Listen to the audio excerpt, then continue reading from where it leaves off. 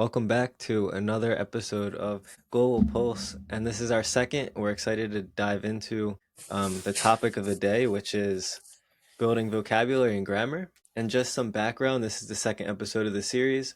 Last episode, we discussed setting the foundation for learning a new language and how to set realistic goals, how to overcome initial mistakes, and also resources you could use. So now, as the second part of this is going to be delving deeper into the vocabulary and the grammar from a self-learning method that Carlos and I used and how it could help you in your language learning journey. So first, I just wanted to break down kind of what we discussed last episode. We have four abilities to learning Spanish, which is reading, writing, listening, and speaking. You could use all of that when you're learning about grammar and vocabulary.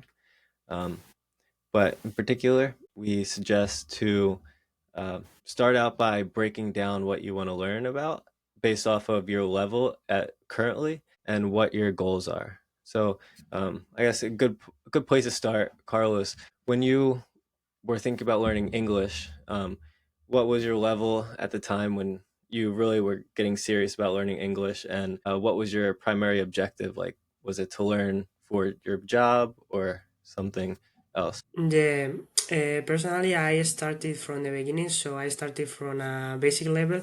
But when I started this process, I had a B1 at least, and from this B1 level, my main goal was to get a advanced level because I think that getting this level, you're able to work in English here in Spain, and you can communicate with international clients, and you can have a more complex conversation, at least with an advanced level. But obviously, you are able to have conversation with an intermediate level. Yeah, and it's important to level set on like what you're at now. Is you knew you were a B1, what you and where you wanted to go Yeah. from what you were at.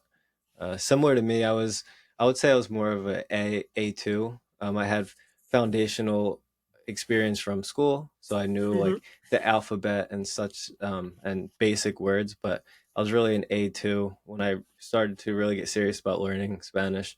From there, I knew that I wanted to at least make it to a C2, C1, and obviously the everyone wants to become fluent, so C2 is the goal.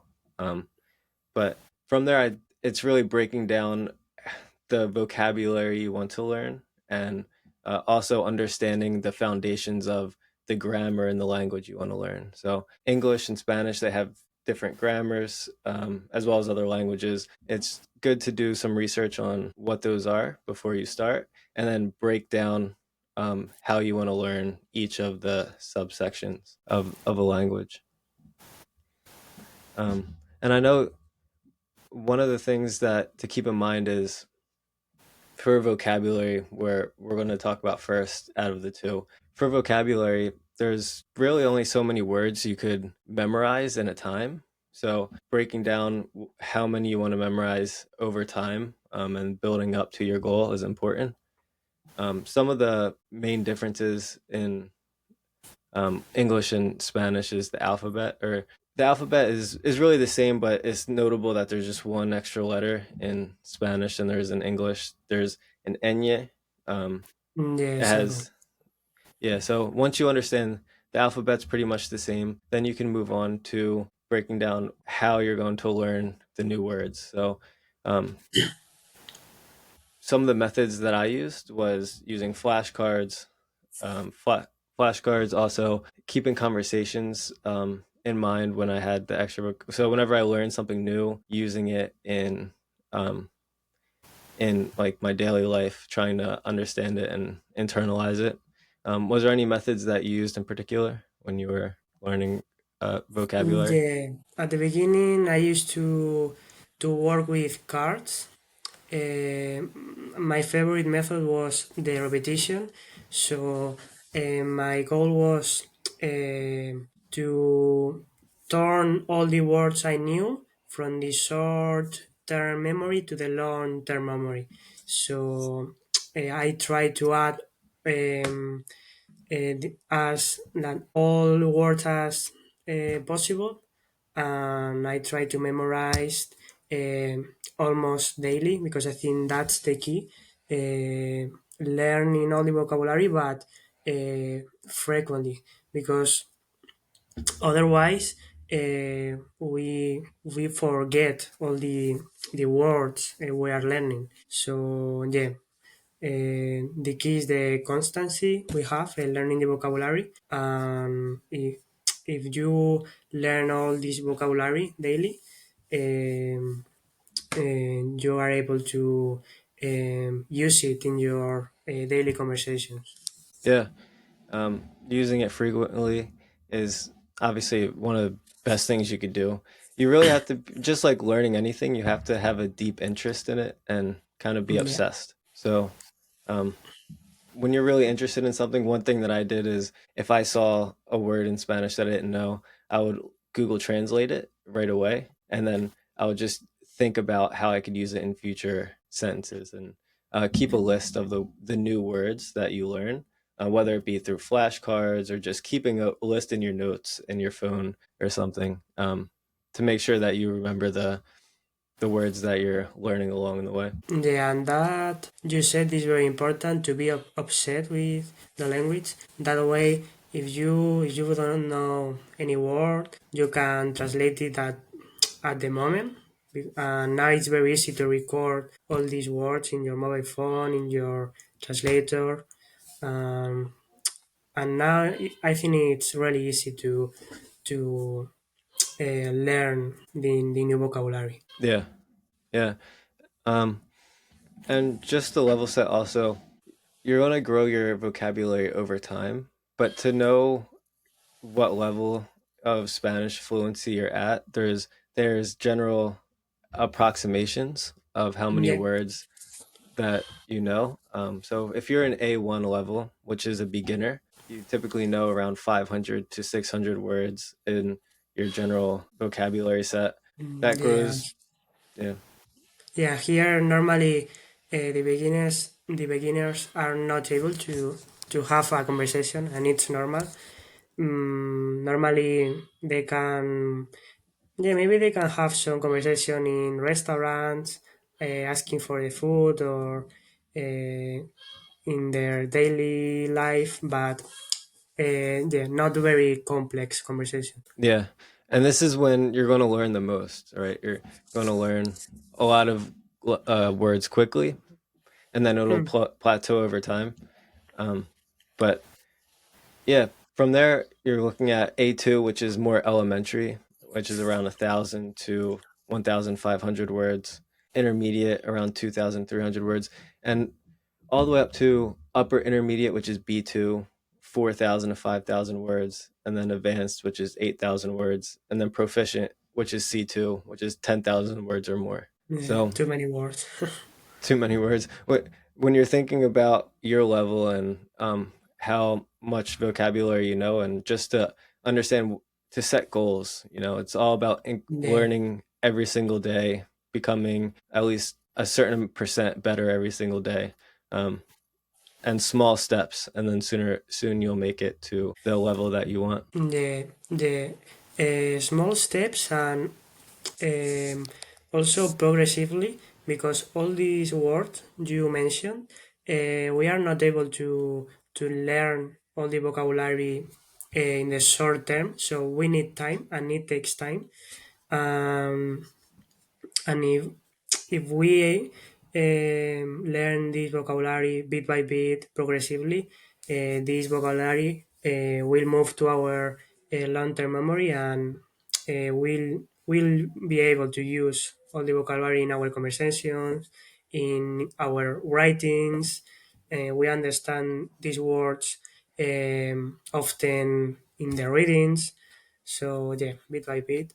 And also, I want to say that personally, I think the goal for most of the people should be the upper intermediate, and I think you can have interesting conversations with this level.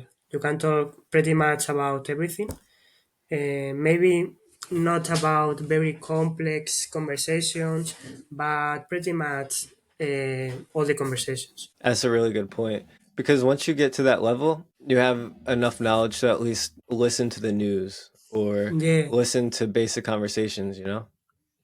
Um, yeah, exactly. Maybe if you go to another country and you start talking with natives, you realize that B2 or upper intermediate is not enough, mhm. but Oh yeah. it's enough for pretty much all the conversations. So in Mhm. general, it's enough. Yeah, Yep. Yeah, and another tip I would give also when you're learning vocabulary in particular is to, when you think about new words, also act them out with your body. So if you're thinking about like when you're describing things, try and yeah. describe things using body language. It not only helps the other person maybe understand mispronunciation that you have, but it also helps reinforce in your brain making connections on like what you're trying to express when you're trying to say new words that you learn. It's one thing that helped me when Okay, learning that's new. interesting. And also, um, like try to connect pictures with the word, help people, like, or maybe with colors. But this, yeah, try to make connections with words, and maybe it's a bit easier to learn. Yeah, having that mental picture in your head while you're trying to say the word. Yeah, And vocabulary comes over time. So as I like Carlos mentioned, once you get the upper intermediate, you then become more confident in yourself to ask. The amount of times I said "que significa" for yeah, what does having a what significa. what does a word mean? You know, just if you don't know, and when you're having a conversation with people, always ask, and they'll understand that you're learning a new language, and they'll probably be more than happy to help you out. Yeah, with a upper intermediate, let's say you have more independence. Mhm. Yeah, yeah. I think with a B2, uh, you have like the basis to go to another country, talk with people. Also with a B1, but with a B2 is easier. Yeah. So when we think about grouping in levels like A1 beginner, A2 intermediate, these are the levels where I would recommend sticking to note cards and writing down words at first. So as opposed to having conversations, build your groundwork, read like, easy books in other languages, like children's books. That's what I did. Um, Yeah, and that's how you build your foundation. But once you get to the B1 and B2, it's it becomes like note cards are still important, but it becomes more important to actually utilize it in speech. So I think that would be helpful when you're learning is A1, A2, beginner and intermediate. Stick to learning by yourself, the note cards, getting the foundation. Once you have that foundation, then move on to conversations with people and learn. You learn more when you speak to people because it kind of starts to click in your head, the words that you need to know. And then C1 and C2, I think, is all holds bars. You know, just like it's the note cards, the everything, conversations, listening to more advanced types of speech, maybe like political speeches or anything that's maybe more elaborate. yeah, with a more complex vocabulary, bit by bit. Yeah, implementing new vocabulary. Yeah. Yeah, and at the end, the vocabulary is like to me is the key of the language because normally when we are talking with a person in another language, we try to translate our language to the other language, and normally we stop talking because we don't know that word, Hmm. and that is that moment when we stop and we don't know what to say. So that's why because vocabulary is really important, and um, it helps you to be more fluent when you are talking with somebody. 100% agree. So that's the reason why we wanted to start out the series with vocabulary. So when you're interested in learning a new language, begin with the vocabulary. The second step is the grammar. So grammar is super important for any language, obviously, because now you have some basis on the words that you want to say and use, but now you need to say it in a fluent sentence. Um, and it could become overwhelming. From when I was learning Spanish, the there's three different moods. There's the indicative mood, which is more about actions, facts, and things that are true. Mhm. There's a subjunctive mood that is more of beliefs, doubts, and actions that may have taken place in the past. And then there's also affirmative and negative. And then there's like 10 to 8 tenses within. So it could become overwhelming, but once you get the grasp of like understanding how many there are in aggregate, then you could break or build your way down each one. So, Carlos, when you were learning English, how did you go about breaking down grammatically, becoming more fluent? The most useful um, resource to me was books. So I got an intermediate English book, a Cambridge book, I remember. Um, yeah, so I started learning the different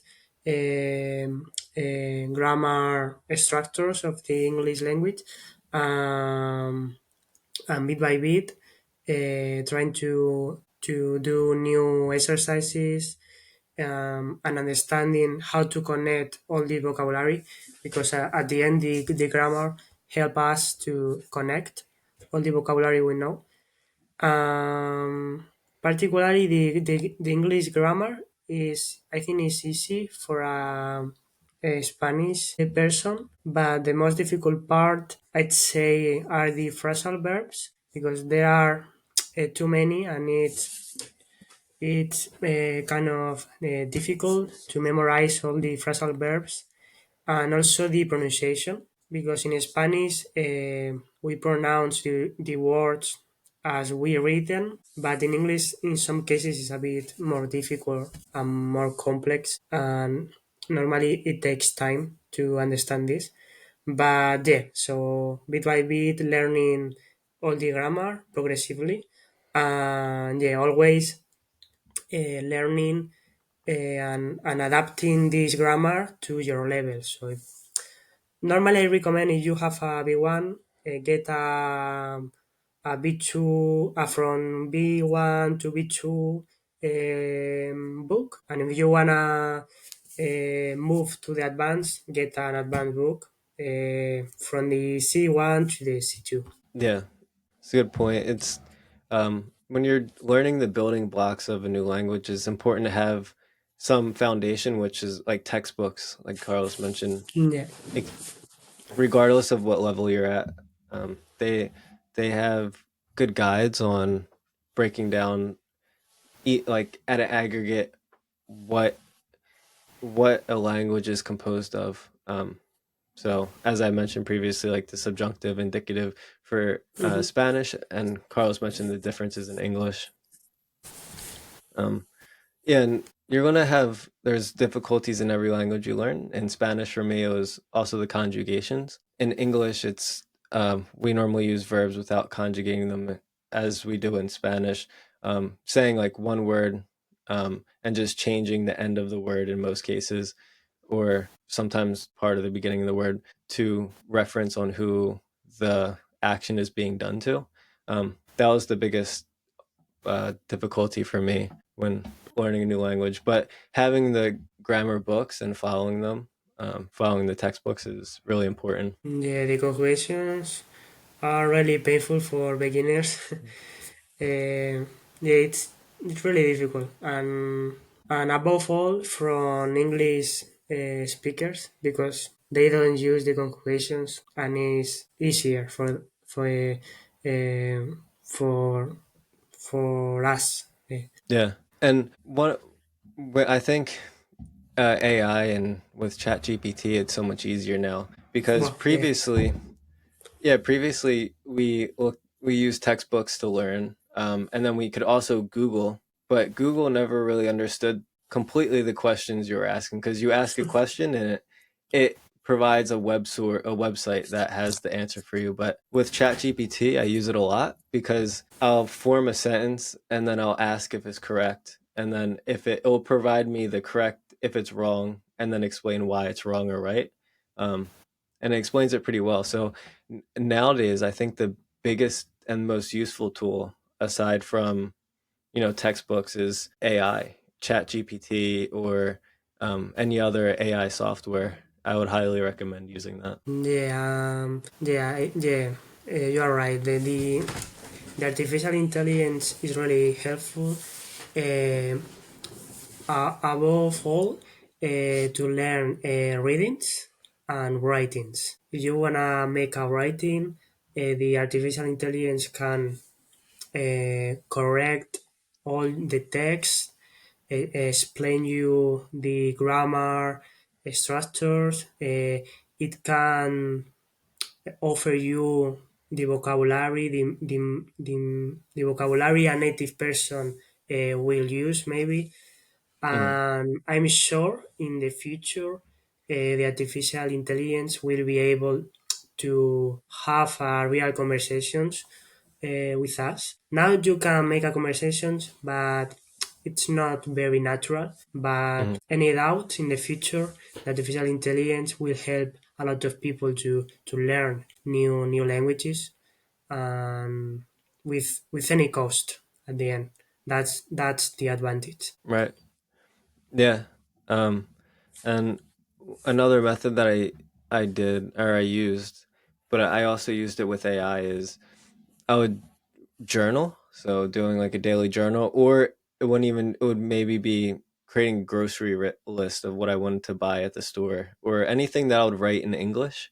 Hmm. Personally, that wasn't having to do with my job. I would write it in Spanish, and then I would also put it into ChatGPT, and say, "Hey, is this correct?" Or please, or I would have a conversation. So writing short stories or anything in your daily life that you write in your native language, it's also useful to try and write it in the language you're trying to learn, and then ask AI to whether it's correct and then how to improve it is another Yeah, useful tool. that's right. Yeah. So grammar and vocabulary are foundational for learning a new language. It's something that um, you're going to have to continue to go through at a incremental level. So it's not going to be big jumps. It's going to be small daily steps that you have to take. But with these tools, such as using AI to help you in your learning, to utilize envisioning and mentally picturing the vocabulary in your head, as well as creating and speaking to yourself, having those thoughts in your head in a different language, it'll help you more quickly get to your language speaking goal. Um, is there anything else that you wanted to say on that, Carlos, before we close out? I think we've mentioned pretty much all the steps to improve our vocabulary and the grammar. Yeah, I think it's enough. Yeah, so Mm, once you set your goals on the level on what you want to learn and the level you want to get to, and then you understand the vocabulary and the grammar, the next step is how to incorporate it in language practice into your daily life, such as going out to the store or maybe meeting people in the native language you're trying to learn, and incorporating it in daily life. So next episode, we're going to discuss more ways and resources that you could use to immerse yourself more into the language.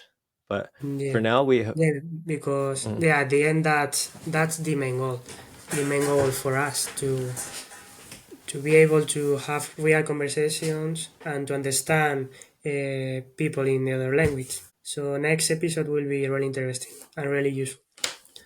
Yes. So I hope you enjoyed this episode. It was a great episode, and we look forward to seeing you in the next episode. Perfect. Bye. See you next episode, Mitchell. Bye. See ya. Bye, Carlos.